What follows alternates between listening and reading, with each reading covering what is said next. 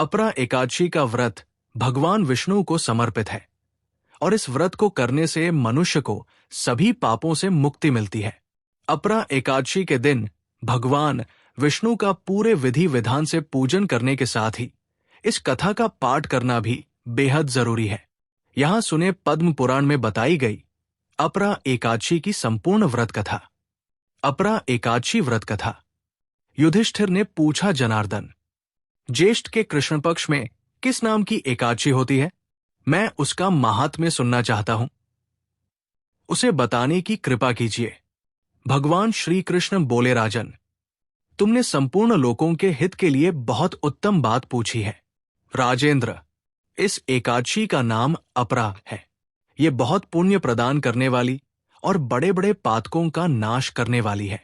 ब्रह्म हत्या से दबा हुआ, गोत्र की हत्या करने वाला, गर्भस्थ बालक को मारने वाला, परनिंदक तथा परस्त्री लंपट पुरुष भी अपरा एकादशी के सेवन से निश्चय ही पाप रहित हो जाता है। जो झूठी गवाही देता, मापतोल में धोखा देता, बिना जाने ही नक्षत्रों की गणना करता और कूटनीति से आयुर्वेद का ज्ञाता बनकर वैद्य का काम करता है, ये सब नरक में निवास करने वाले प्राणी हैं। परंतु अपरा एकादशी के सेवन से ये भी पाप रहित हो जाते हैं। यदि वह क्षत्रिय क्षात्र धर्म का परित्याग करके युद्ध से भागता है तो वो क्षत्रियोचित धर्म से भ्रष्ट होने के कारण घोर नरक में पड़ता है। जो शिष्य विद्या प्राप्त करके स्वयं ही गुरु की निंदा करता है, वह भी महापातकों से युक्त होकर भयंकर नरक में गिरता है। किंतु अपरा एकादशी के सेवन से ऐसे मनुष्य भी सद्गति को प्राप्त होते हैं।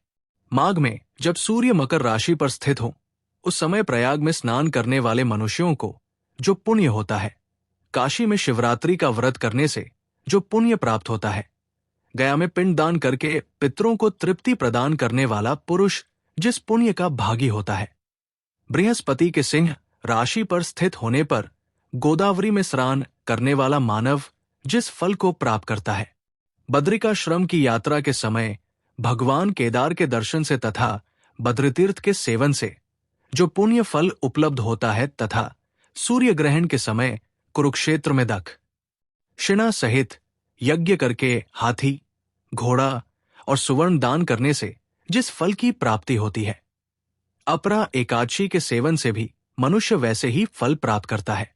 अपराग को उपवास करके भगवान वामन की पूजा करने से मनुष्य सब पापों से मुक्त हो श्री विष्णुलेख में प्रतिष्ठित होता है।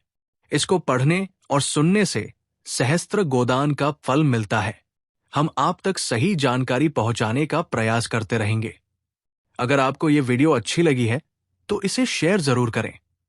ऐसी ही अन्य वीडियो देखने के लिए जुड़े रहें, सब्सक्राइब करें हमारे चैनल अनबॉक्स सनातन को।